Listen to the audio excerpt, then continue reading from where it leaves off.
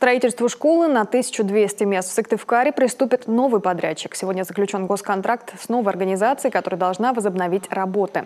В соответствии с условиями договора ввод объекта назначен на 30 марта следующего года с учетом выполнения работ по благоустройству. Это июнь 2018 года. Для этого строительные работы переведут на 2-3-сменный режим, увеличат количество рабочих, а со стороны заказчика будет организован жесткий контроль над исполнением обязательств.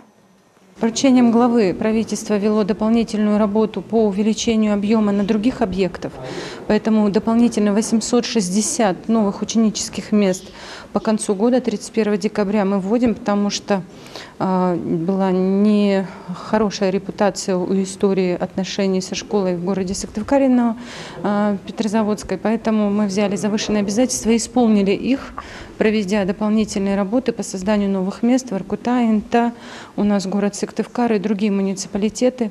В Ильгар-Сыктывдинский район получали субсидию из республиканского бюджета, и с поддержкой мы дополнительно ввели новые места, фактически в ряде муниципалитетов, полностью уйдя от двусменного режима обучения.